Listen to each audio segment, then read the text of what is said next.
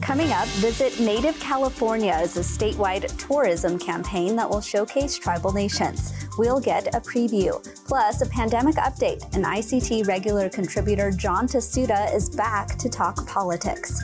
I am Aaliyah Chavez. Join us for those interviews, plus headlines from the ICT Newscast.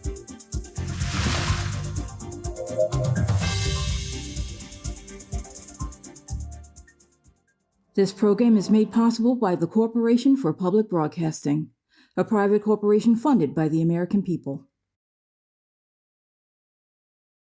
The Walter Cronkite School of Journalism and Mass Communication at Arizona State University is honored to be a supporter of Indian Country Today. Working with award-winning professors, Cronkite students learn news reporting, social media, shooting and editing videos, and producing content for communications industries. Cronkite's 15 professional programs give students the opportunity to cover critical issues throughout the U.S. and beyond.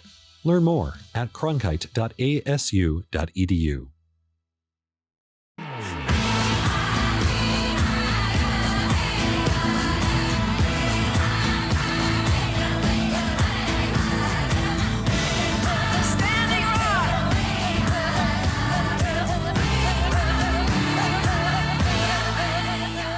This is the ICT Newscast with Aaliyah Chavez. Amarawa Hopa, thank you for joining us. We begin in the South, where a key forum has just wrapped up. On Monday and Tuesday, Indigenous people were the topic of discussion for candidates running for office in Georgia. Several major organizations, including Four Directions, hosted the forum in Atlanta.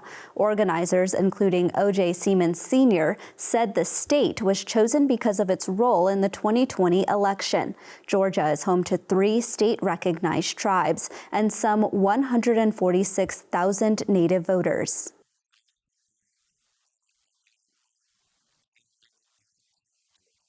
The event boasted top candidates that included U.S. Senator Raphael Warnock and gubernatorial candidate Stacey Abrams. Over 40 candidates from all political parties were invited to participate in the 2-day event. The state's Republican nominee, Brian Kemp, who was the incumbent for the Georgia governor race, declined to participate in person or virtually. Candidates were asked about everything from funding for the Indian Health Service to missing and murdered Indigenous relatives. There were also a few panels at the forum, including one called A Friend to Indian Country: Why State Governors Matter. Well, European Union lawmakers are backing a proposed law that would ban agricultural sales linked to the destruction of forests. A report by the Brazilian conservation nonprofit Amazon shows that indigenous Amazon territory continues to be a main target of deforestation. Fires set by land grabbers and illegal mining are among the threats indigenous people face when defending their lands. If approved, the law would force companies and producers to state that their products are deforestation-free. One lawmaker spoke about the part the European Union plays by importing goods connected to this harmful destruction. And even though the problem is not the most prominent in the European Union, we are nevertheless responsible for over 10% of global deforestation because we are importing a lot of goods from countries, especially from tropical areas where forests are burnt down to produce commodities. EU Parliament members also want companies to verify that products are made and created with respect to Indigenous people. In Canada, the family of an Indigenous man is speaking out after their relative was shot and killed with a beanbag gun by police in Vancouver. APTN's Tina House has more on the incident under investigation. This memorial set up on Hastings is to remember 42-year-old Chris Amiot. The father of 7 and grandfather of 2 was only in Vancouver for 5 days, visiting his 2 eldest children, when on August the 22nd, he was the victim of a bear spray attack. He was running up the street taking off his clothes because that's what you do when you get bear sprayed. The family of Chris Amiot recently held a press conference in Vancouver to demand answers as to what happened to him. Samantha Wilson is Chris's cousin. He was yelling to the bystanders, call 911. You know, someone help me, like I need help. And we were told that 6 cop cars arrived. Chris Amiot's family says He was then shot by police 4 times in the back and 2 times in the chest by a high-powered beanbag shotgun at close range. There was an interaction between that man and the officers. He was taken into custody, and after he was taken into custody, he did go into medical distress. And all the witnesses that have told us have said that Chris had his hands in the air when he was shot. He was holding a jug of milk in his hand, and his hands were in the air when they fired upon him. And that he was shot twice in the chest and 4 times in the back. The incident took place here in broad daylight, with numerous witnesses agreeing that there was no altercation and that he just needed medical help. We were all shouting at the police that he was bear sprayed and he needed help, and they didn't listen to us. Chris's family are demanding answers and claim the police have not contacted them. I'm here to seek understanding and reasoning behind the split-second decision made by this police officer to pull his trigger 6 times instead of 1. That would have immobilized Chris and caused him to fall to the ground, and he could have been administered the care that he was begging for. The Vancouver police told APTN they can no longer comment on the incident, as this case is now part of a police watchdog investigation. This memorial pays tribute to a man that was deeply loved by his family, and what many are saying was at the wrong place at the wrong time. Tina House, APTN National News, Vancouver. Now to the southwest, where the Navajo Nation is confirming more cases of the monkeypox. Earlier this week, the nation said it had 3 new cases, bringing the total to 4. According to the nation, the recent cases involve individuals that live in the eastern, central, and western agencies of Navajo. Officials said it appears that in each case, the virus was contracted off of tribal lands. The first confirmed case of monkeypox for Navajo was in August. Shortly after, President Jonathan Nez confirmed that monkeypox vaccines were received at Navajo health centers following a letter he wrote to the Biden administration. The tribal nation says it is monitoring and planning efforts to continue mitigation. And those are the headlines for the ICT Newscast. I am Aaliyah Chavez.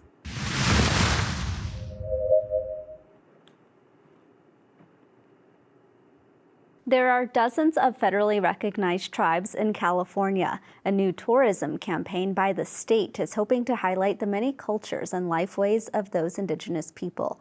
Reed Milanovich is the chairman of the Agua Caliente tribe, and he joins us to tell us how his tribe and others are participating in this effort. Welcome, Chairman Milanovich. Good afternoon. Good afternoon. Thank you for having me.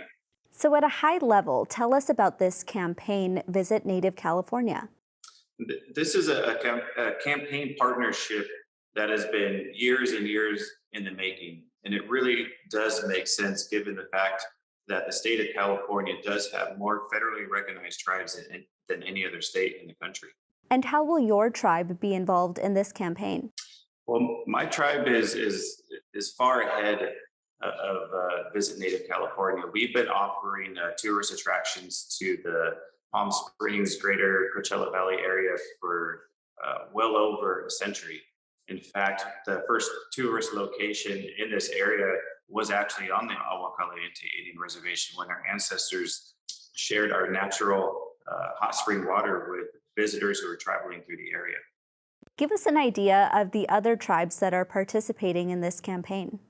Well, each and every tribe up and down the state, from Yurok and Yochadehi up north all the way down to Agua Caliente and Augustine down here, each tribe has their unique culture, their unique lands to share with the public, and it is great, and we are obviously very, very proud that Visit California has taken notice, and that they will be a strong platform for each and every tribe to help share what we have to offer and bring visitors, bring tours to our land so that we can educate them about who we are.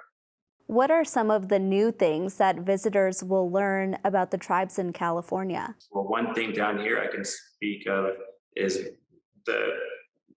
my tribe has been working on the Agua Caliente Cultural Plaza in downtown Palm Springs. It's set to open in 2023, early 2023. On that campus is going to be the Agua Caliente Cultural Museum, and then the spa at Seghe. It's going to be a 5-star world-class spa that we hope visitors from all over the world will come and experience those waters, those ancient healing waters that we have to offer. And then the museum. The museum is a property that gives the tribe the ability, the opportunity to educate the public about who we are as a tribe, what we have to offer, pieces of our culture. It's us, and it's told by us. Can you maybe talk about all of the aspects that go into operating tourism for your tribal nation? It sounds like you have a spa. I imagine there will be a restaurant. What are the aspects behind the scenes that make this come to life? Well, thankfully, we have thousands of very dedicated, very hardworking team members that really make a lot of this possible. And it's not just our Agua Caliente Cultural Plaza that we have to offer. Every year, we welcome over 200,000 visitors from across the world to our ancestral lands at the Tahquitz and Indian Canyons, where we offer dozens of miles of hiking trails. And that's just a glimpse of what my tribe itself has to offer. I understand that this campaign is just in its first phase, so tell us what's in the next phase. Well, we hope to see it grow. We do hope to see it grow with the amount of money that's been put up for this. I believe, and speaking with other tribal leaders, that we will see a growth in this, because this is, like I said before, this is a platform that will help elevate tribes to show what they have to offer. And the more eyes and ears that tribes gain is going to gain more interest from that. And so obviously we're going to work very hard to help this partnership grow and the whole idea grow to a much bigger platform. That's a great segue into my next question, which is how much revenue this campaign is set to generate for the state. I can't speak directly to the numbers of revenues, but it is something that's obviously very important to a lot of tribes. So my tribe included, we work very hard in capital as far as getting our message out there, educating the public about who we are, teaching them our histories, our stories, our culture. When we share our culture, it helps preserve our culture. What do non-Native people take away when they learn so much about your tribe? What is their reaction? I'm sure, as you're aware, most visitors who come from around the world to the Palm Springs area think of Palm Springs as the old Hollywood glitz and glamour, Frank Sinatra days, which is great because that is a part of it. But there's so often that the visitors don't realize that there is a tribe here. They are on the reservation when they come visit this area. So when they learn about being on the reservation, that there is a tribe here, not just my tribe, there's multiple tribes in the Coachella Valley. When they learn that, we hope that they at least take a little bit of what they learn. So when they leave, hopefully they come back and they want to visit our reservation again. Chairman Milanovic, thank you so much. Thank you.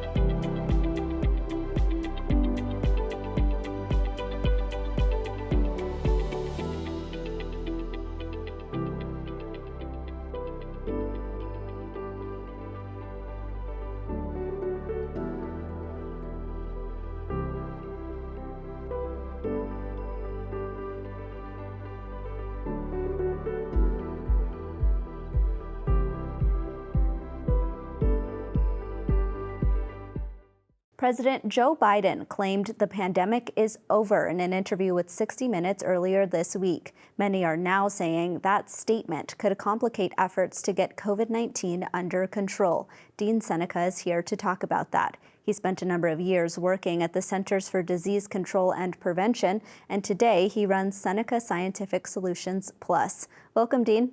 Thanks for having me. I want to, of course, start with President Biden's remarks. What is your reaction to what he said? Well, I know that he wants the country to believe or think that it's over, but this pandemic is far from over. We still have 400 deaths a day, every day. And rates are significant in many parts of the country and in many parts of Indian country. We are seeing major spikes in cases and major spikes in deaths. So, this is by far from over. I mean, we're not even really close. And I just read that the WHO is predicting that the pandemic should be over at the end or in the middle of 2023. So we have a lot of challenges ahead of us. How exactly does the end of a pandemic get measured? How do we know that it's officially over? Well, it's usually on a percentage of cases, right? Like if there's like something like 10% of cases in a specific region, or deaths have gone down and hospitalizations are like non-existent, that's when the WHO and all these other health organizations and HHS will say, yes, the pandemic is over. But it's usually a threshold of cases that are really, really low, and that's how we make our determination. We are not even near that threshold. So it sounds like we would rely on the World Health Organization and federal agencies in the U.S. to make that kind of declaration, not the president. Yeah, I really think the president was probably, caught a little bit off guard when he said that in that interview, because I watched that as well, and I was like, no, it's not over. And I'm sure he's, trying to, put a positive spin to the American people to, so that we can move beyond it. Another thing, in other publications and things, one that was recently brought to my attention is that the pandemic is over when there's no more public concern, when there's no more public acknowledgement, right? Even though that, and we're seeing that a little bit in the country with a real lift in mask requirements, a real lift in safe social distancing, now that we have testing kits that are at home, hospitalizations are lower, but, we still are seeing rises. Last month alone, in the middle of the month of August, we've seen significant rises in cases of this BA.5, and we've seen a significant increase in deaths. It wasn't until recent, in the beginning of September, that these rates have gone down. So we're still in that fluctuating mode, of this and riding this wave out. My biggest concern is that we are going to head into the fall, and as we know, that's flu season, but also more people will be indoors, which means that, as we know from COVID, the infection rates will get higher. And then there's some variants that are a major concern. There's this one called BA2.75.2, and please don't ask me to explain what that is, but the variant itself has like 3 additional spike proteins, which could, be very dangerous. So we are now monitoring that variant. We only have about a minute left here. There's a new booster that is available, so tell us about that, and what is your message to Native people watching this? Well, first off, boosters really protect, and they protect from hospitalization, they protect from deaths. Yeah, but this bivariant booster is supposed to be more encompassing, right? So it's supposed to be able to cover all these different variants, the Delta variant, the Omicron variant, and any other variants that may result. So this multi-bivariant vaccination is supposed to be more effective and more protective of all these different variants that are spreading across the country. So that's why it's a little bit different than the previous vaccine that we were taking, which was really just developed targeting Delta, right? Now this new variant is targeting all the variants that we're seeing across the country and across the globe. Thank you, Dean Seneca. Thanks for having me. Have a great one.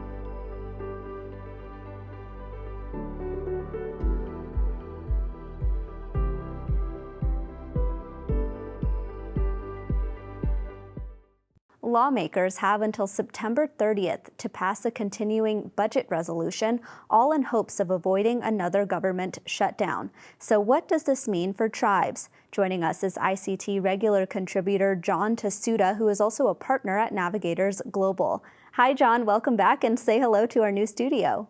Hello, new studio. It looks great, and good to talk with you again, Leah. The Inflation Reduction Act, of course, squeaked by with West Virginia Senator Joe Manchin striking a deal with Majority Leader Chuck Schumer. What needs to happen to get another bipartisan agreement on this budget? It's a slightly different scenario. We're talking now about funding the government. The Inflation Reduction Act was really aimed at some policy measures that have an impact on the budget. That's how they were able to use the budget maneuver they did. But really now we're talking about funding the government for the next year. And, it seems every year we're at this point again. It seems like we're literally days away from the end of the current year funding. And nobody seems to be particularly close in an overall deal. So we have these continuing resolutions. At this point in time, there's often a multi-layered discussion about whether the funding would be, say, for 2 months, get us past the election, should it get us into next year and into a new Congress, or some other measure of that. So, different members of Congress who are players in these discussions have different ideas about those, which complicates all the discussion. And then layered over that, also in this very short time frame, you can't forget that we have the National Defense Act, which, as you know, we technically don't have a standing army in this country. We have to reauthorize the military in general every year. And so that's part of the discussion as well. When is that going to happen? And as often happens, because of the closeness of the votes in the Senate and the political split in the Senate is very far behind on both things, on both spending measures and on the NDAA. So, added to that then is this discussion, not just on length of the CR, but will there be essentially a continuing resolution for the military to carry them through until they can get a final deal done as well. So very complicated discussions and not a lot of time to get it done. We know that the military is something that Republicans in particular really care about. But what are some of the other topics that Republicans really want to have in this budget? So one of the, and you're right, in some regard, I think at least it seems like publicly Republicans get more credit for national security matters, et cetera. I'm not sure that they actually care about it to the detriment of other things, but it certainly is something they consider very important. But even though they don't want to admit it, many Democrats as well. I mean, everybody understands that the security of the country is very, very important. So one of the sort of sideline discussions going along with the National Defense Authorization is possible measures to improve the recent CHIPS Act that passed. There is a lot of concern, particularly at least among the Republican side, that I have heard, that the measures that were put in place to support chip making in this country in particular don't have the necessary measures to protect us from, say, Chinese influence, selling of our technology or acquisition of it clandestinely by the Chinese.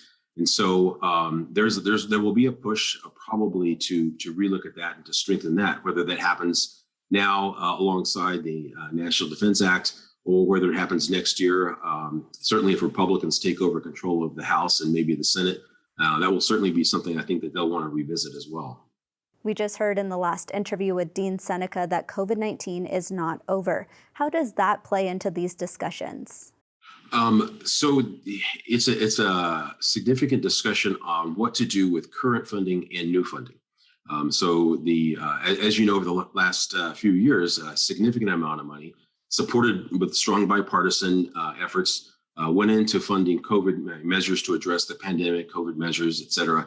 And there is a significant amount of that money that still has not been spent, and particularly among the states, as they have worked to try to get that money out through their usual budget channels. And so with that money sitting there on the Republican side, they've been reluctant to authorize new funding, saying that, well, that money needs to be used first. And if we need to move it over to more current needs as opposed to the long-term needs that some of that funding was intended for, then that should happen first. And we can address these long-term things further down the road if needed. Whereas Democrats in general want to just increase or add new funding to it to address as Mr. Seneca said, address what may be an upcoming wave again with COVID, and also just to address the continued need for the medicines, the safety measures put in place, et cetera. John Tahsuda, thank you so much. Thank you. And that's a slice of our Indigenous world. For all the latest, visit ictnews.org. From all of us in the newsroom, stay safe, my relatives. Sometimes you got to take a stand just because you know you can. Oh, you got to run, you got to run.